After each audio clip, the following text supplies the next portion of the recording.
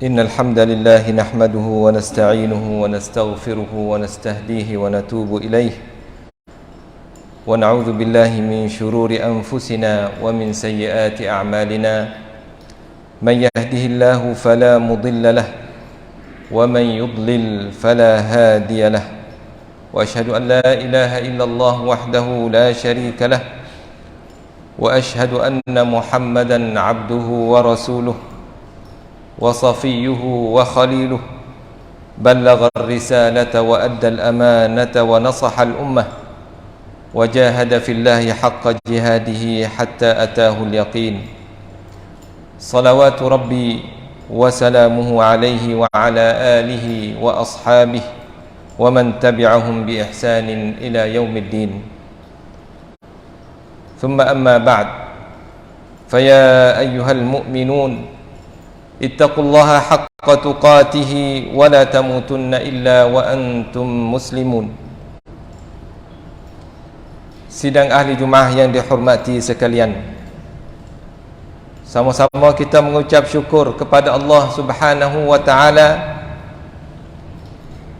yang mana Allah Subhanahu wa taala kurnia pula kepada kita satu bulan yang sangat mulia, yaitu bulan Ramadan Al-Mubarak.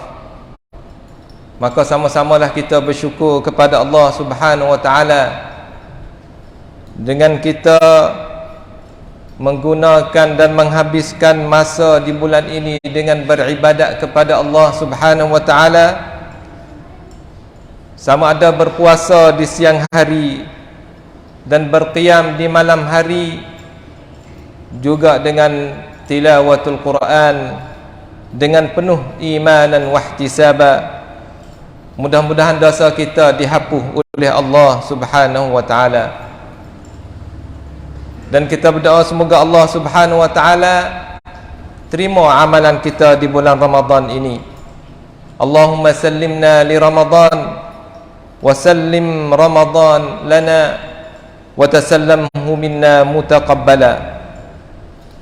Tajuk khutbah pada hari yang mulia ini yaitu mengenai apakah kewajipan kita terhadap Al-Quran. Al-Quran adalah kitab petunjuk, kitab nur, cahaya yang menyinari hidup kita di atas dunia ni, dan juga yang akan selamatkan kita di hari akhirat nanti. Sesiapa yang menjadi ahli Quran, maka sangat beruntunglah dia, kerana Al-Quran di hari kiamat sekali lagi akan datang di hadapan Allah Subhanahu wa ta'ala. Quran itu akan berkata, Ya Rabbi halih, Ya Allah berilah pakaian kepada dia, Ya Allah. Maka diberi pakaian daripada syurga. Quran akan tambah lagi, Ya Rabbi zidhu, Ya Allah tambahkan lagi untuk dia, Ya Allah, keistimewaan, Ya Allah. Maka fayulbasu tajul karamah, akan dipakai di atas kepala ahli Quran mahkota daripada mahkota syurga. Quran akan minta lagi, Ya Rabbi ridha'an, Ya Allah redalah kepada dia. Maka Allah Subhanahu wa ta'ala akan reda kepada ahli Quran. Sebaliknya, siapa yang tinggal Al-Quran, sesiapa yang hijrah Al-Quran, dan banyak yang hijrah Al-Quran, seperti mana Rasulullah sallallahu alaihi wasallam mengadu di hadapan Allah Subhanahu wa taala di alam akhirat nanti. Wa qala ar-rasul ya rabbi inna qaumi ittakhadhu hadzal qur'ana mahjura. Rasul akan berkata kepada Allah Subhanahu wa taala, Rasulullah akan berkata, banyak umat dia yang hijrah Al-Quran, banyak di kalangan umat dia yang hijrah dan tinggal Al-Quran. Maka apakah kewajipan kita? Apakah tugas kita supaya kita ni tidak termasuk di dalam golongan orang yang hijrah Al-Quran, wal'iyazubillah? Saya ingin sebut di sini beberapa perkara untuk kita ni tidak termasuk insya-Allah di dalam orang yang hijrah Al-Quran. Perkara pertama, kita mesti ta'zim Al-Quran, mesti memuliakan dan membesarkan Al-Quran.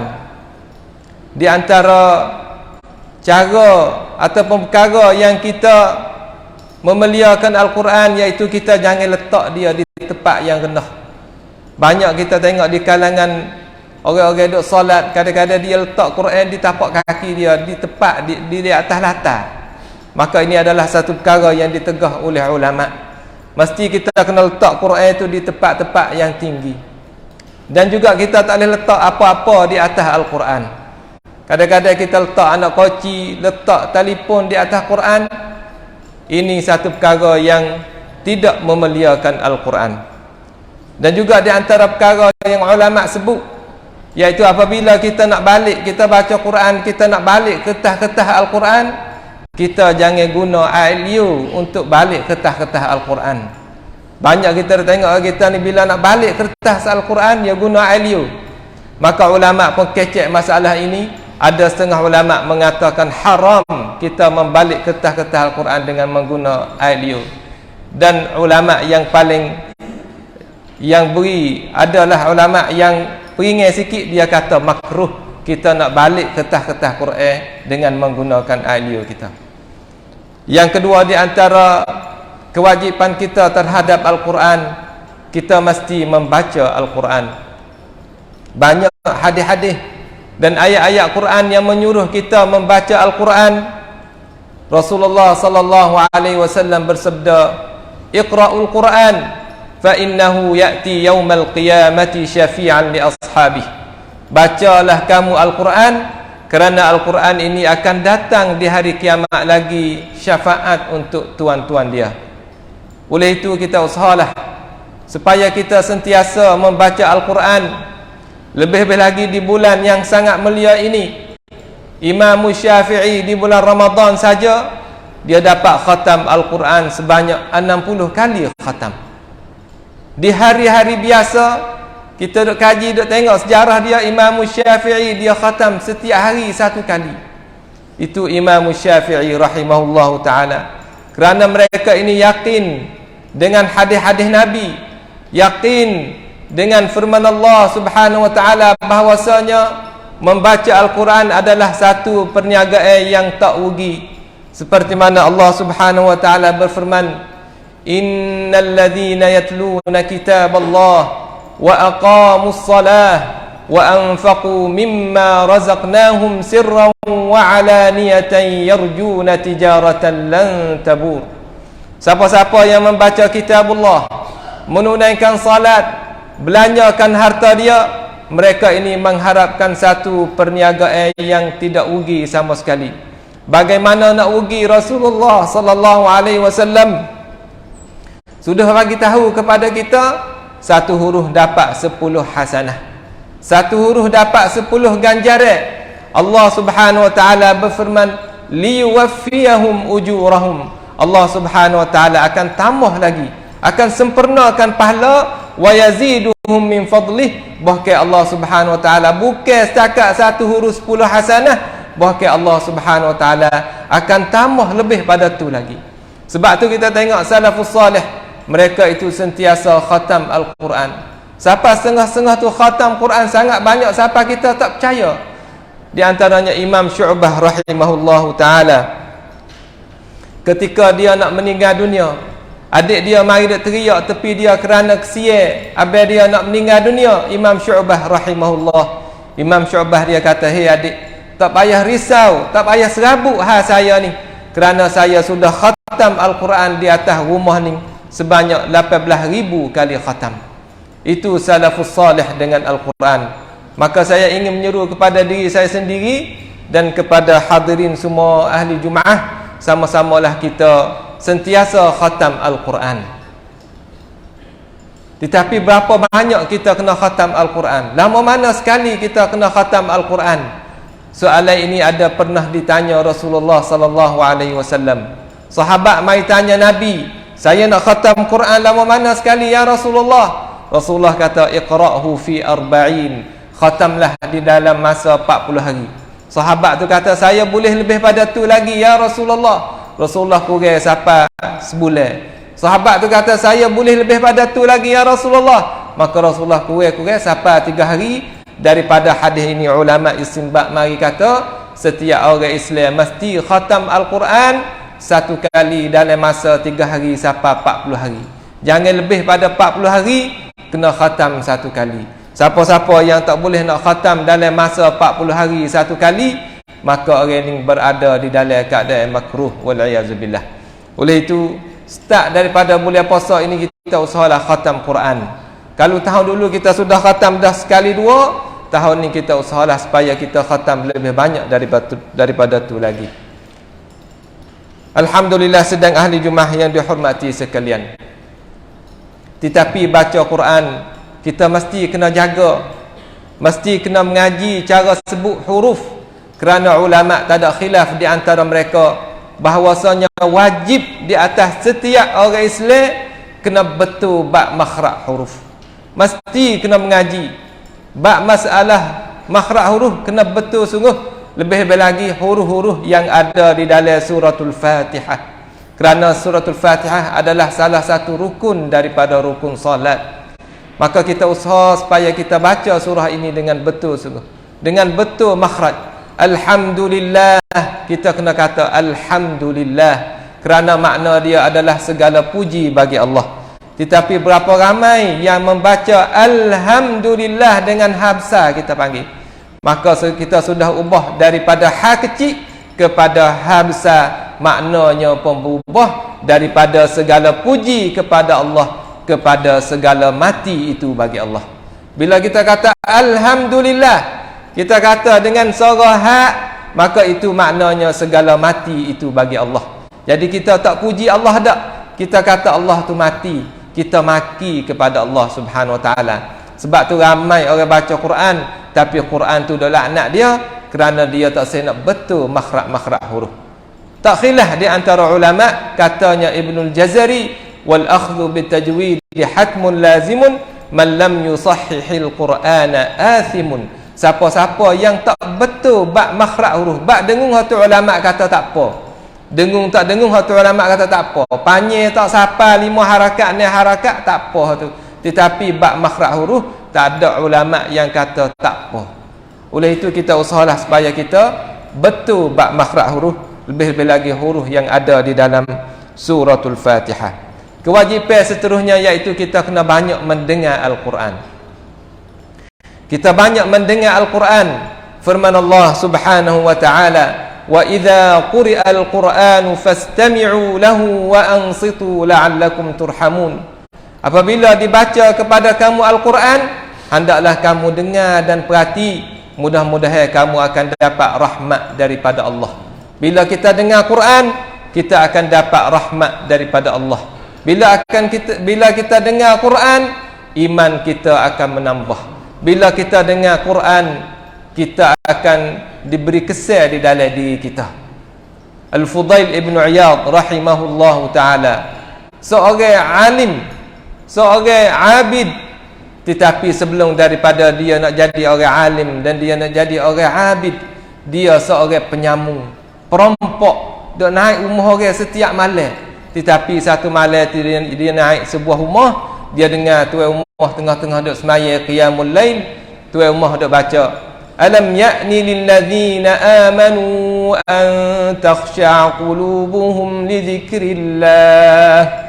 Alam ya'ni lilladzina amanu an takhsha'a qulubuhum li dzikrillah. Tidak sampai lagi ke masa untuk orang beriman ni khusyuk hati dia apabila dengar nama Allah Subhanahu wa taala. Tak sampai lagi ke masa untuk nak ingat kepada Allah Subhanahu wa taala. Al-Fudail bin Iyad tengah-tengah dia nak menyambung, dia dengar ayat ni. Bila dia dengar ayat ni, dia jawab selalu dah, laqad an. Siapa dah masa untuk saya ni nak taubat? Siapa dah masa untuk saya ni nak kembali kepada Allah Subhanahu wa taala? Maka kita usahalah kita dengar Quran banyak. Kita carilah tempat-tempat yang baca Quran panjang dah dalam salatul tarawih. Kalau boleh kita khatam dengan kita dengar 30 juzuk satu kali, insya-Allah taala.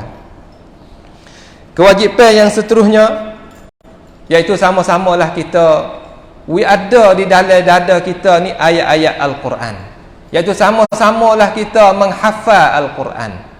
Kita mesti kena ingat Al-Quranul Karim, kerana Nabi kata, "Alladzi laisa fi jawfihi syai'un minal Quran kal baitil kharib."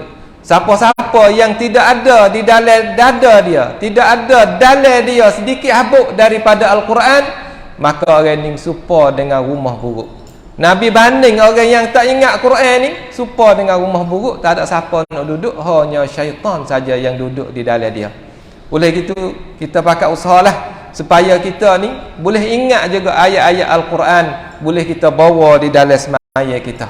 Ngapa Quran tak ada sakat umur banyak mana pun boleh ngapa Quran kalau kita betul-betul nak.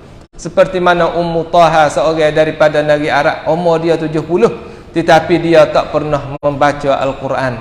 Tetapi satu hari itu dia lalu di depan kubur, dia pun teringat kata dia ni kena masuk di dalam lubang kubur. Dan dia kata, kalau Allah Subhanahu wa taala tanya aku mengenai dengan Al-Quran, bagaimana aku nak jawab kepada Allah Subhanahu wa taala sedangkan aku ni tak pernah baca Quran.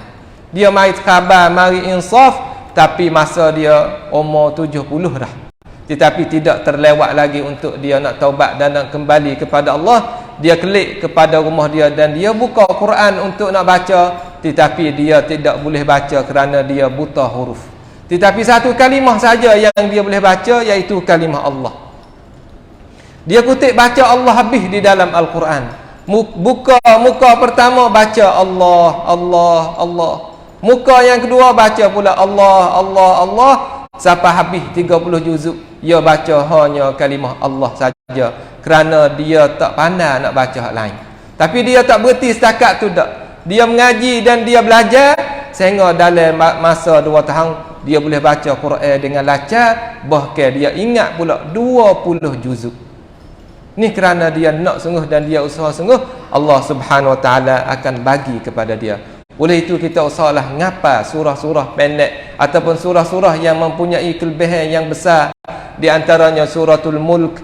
Suratul Mulk surah yang boleh syafaat kepada kita di hari kiamat. Seperti mana Rasulullah sallallahu alaihi wasallam bersabda, di dalam Al-Quran ada satu surah 30 ayat, dia tak akan tinggal tuai dia sehingga tuai dia tu dihapus oleh Allah Subhanahu wa taala, dihapus dosa oleh Allah Subhanahu wa taala. Satu riwayat kata, wadittu annaha fi kulli qalbi muslim. Nabi bercita-cita supaya surah Al-Mulk ni berada di dalam dada setiap orang Islam. Kewajipan yang seterusnya, kita mesti usaha supaya kita ni boleh tadabbur dan boleh faham ayat-ayat Al-Quran. Lebih-lebih lagi suratul Fatihah. Kita kena faham apa yang kita dok kata di dalam suratul Fatihah. Kita dok baca alhamdulillahi rabbil alamin. Allah menjawab, hamidani abdi, hamba-Ku telah puji kepadaku.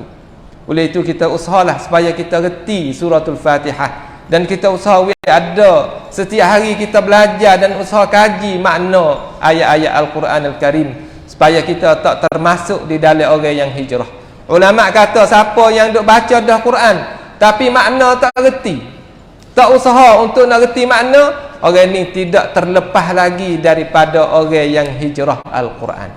Kita tengok salafus salih, kadang-kadang satu malam tu dia semayang malam ni baca satu ayat saja. Kerana apa? Kerana dia terlalu tadabbur, terlalu berasa kesal dengan ayat dia baca tu sehingga dia nak baca ayat lain tak boleh. Seorang tu duduk semayang di atas sutuh rumah dia, duduk baca sekerat ayat ya di tengah malam, duduk baca ayat ya ayyuhalladzina amanu qu anfusakum wa ahlikum nara, qu anfusakum wa ahlikum nara. Dia baca sekerat ayat tu nak sambung tak boleh. Kerana apa? Kerana dia berasa sebab, berasa sangat faham ayat Quran ni sehingga dia nak sambung tak boleh. Ya ayyuhalladzina amanu, wahai orang beriman, jagalah diri kamu dan keluarga kamu daripada api neraka. Dia duk ulang ayat tu nak sambung tak boleh. Sehingga mari orang seorang lalu jalan sambung ayat wik dia, naran waquduhan nas wal hijarah. Bila dia dengar ayat yang disambung oleh orang lalu jalan saat ni, dia terlalu sebab sehingga dia mati syahid di dalam salat dia. Umar ibn al-Khattab radhiyallahu anhu ketika dia membaca surah Tur sampai di ayat inna azab rabbika lawaqi' ma lahu min dafi', sesungguhnya azab Tuhan kamu tu adalah tetap berlaku. Lawaqi' ma lahu min dafi', tak ada siapa yang boleh tolak azab Allah Subhanahu wa taala. Bila Umar bin Khattab dengar ayat ni dan baca ayat ni, demam dia. Siapa tak lagi mana? Siapa orang kena mari ziarah dia. Tu kita tengok salafus salih di zaman dulu. Tetapi lah ni kita baca Quran, dengar Quran tak berasa gapo.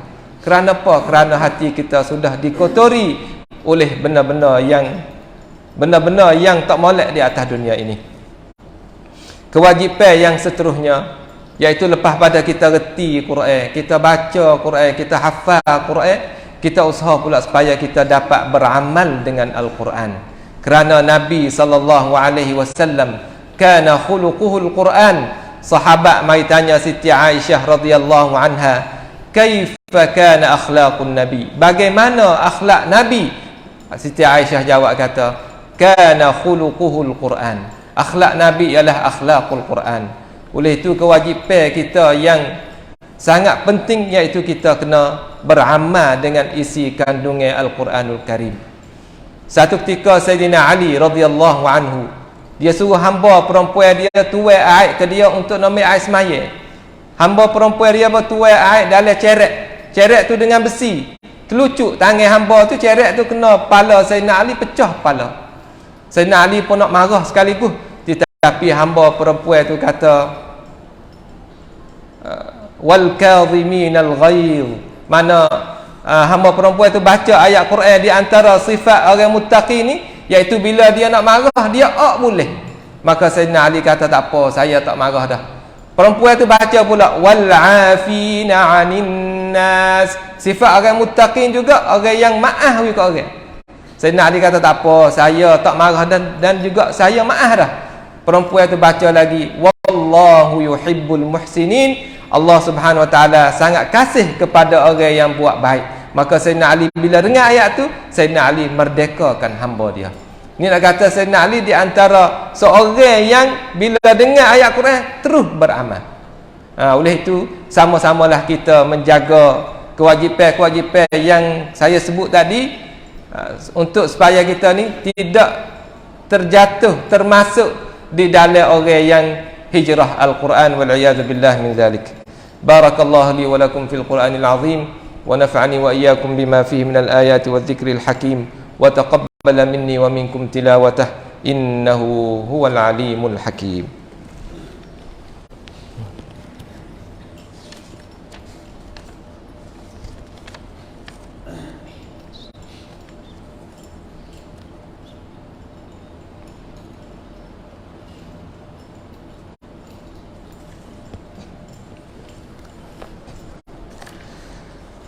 Alhamdulillahi Rabbil Alamin, wassalatu wassalam ala ashrafil anbiya'i wa sayyidil mursalin, nabiyina wa habibina Muhammad wa ala alihi wa sahbihi ajma'in, wa man sara ala nahjihi wa istanna bi sunnatihi wa ihtada bihadihi ila yaumiddin. Amma ba'd, faya ayyuhal mu'minun, ittaqullaha haqqa tuqatih wa la tamutunna illa wa antum muslimun.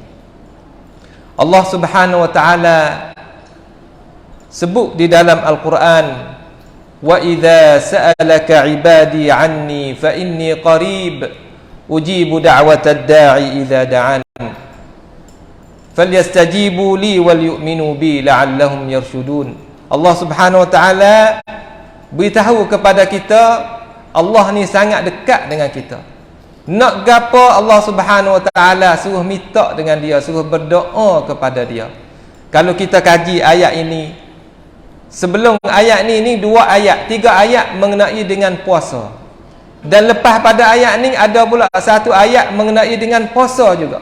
Jadi Allah Subhanahu wa taala seli ayat berdoa ni di antara di celah-celah ayat mengenai dengan berpuasa. Ulama istinbat daripada sini bahawasanya di bulan puasa ni kita kena banyak berdoa kepada Allah Subhanahu wa taala. Kerana doa di bulan Ramadan ini adalah doa yang diterima oleh Allah Subhanahu wa taala. Salafus salih rakyat kata, tidak ada doa yang dia minta daripada Allah Subhanahu wa taala di bulan puasa ini kecuali diterima oleh Allah Subhanahu wa taala. Oleh itu saya seru pada diri saya sendiri dan kepada sidang ahli Jumaah sekalian, sama-samalah kita ni minta dengan Allah Subhanahu wa taala dengan sungguh-sungguh, lebih-lebih lagi masa kita nak buka puasa. Kerana masa tu adalah masa yang sangat diterima oleh Allah Subhanahu wa taala, seperti mana disebut oleh Rasulullah, as-saimu 'inda fitrih. Orang yang berpuasa ketika dia nak buka puasa. Yang mana kita masa tu sibuk dengan banyak makanan. Kita usahalah cadai masa untuk kita tu berdoa dan minta daripada Allah, kerana kita ada banyak hajat yang kita nak daripada Allah Subhanahu wa taala. Oleh itu kita carilah masa-masa peluang seperti ini untuk kita berdoa kepada Allah Subhanahu wa taala. Innallaha wa malaikatahu yusalluna 'alan nabi ya ayyuhalladzina amanu sallu 'alaihi wa sallimu taslima. Allahumma salli wa sallim 'ala nabiyyina wa habibina Muhammad وعلى آله وصحبه أجمعين. اللهم اغفر للمسلمين والمسلمات والمؤمنين والمؤمنات الأحياء منهم والأموات إنك سميع قريب مجيب الدعوات وقاضي الحاجات. اللهم اجعلنا ممن صام وقام رمضان إيمانا واحتسابا واجعلنا ممن غفر له ما تقدم من ذنبه. اللهم اجعلنا من عبادك المقبولين. اللهم اجعلنا من عبادك المقبولين. اللهم اجعلنا من عبادك المقبولين. اللهم سلمنا لرمضان وسلم رمضان لنا وتسلمه منا متقبلا برحمتك يا أرحم الراحمين. ربنا آتنا في الدنيا حسنة وفي الآخرة حسنة وقنا عذاب النار. عباد الله، إن الله يأمر بالعدل والإحسان وإيتاء ذي القربى وينهى عن الفحشاء والمنكر والبغي يعظكم لعلكم تذكرون. فاذكروا الله العظيم الجليل يذكركم واشكروه على نعمه يزدكم واسألوه من فضله يعطكم ولذكر الله أكبر والله يعلم ما تصنعون وأقم الصلاة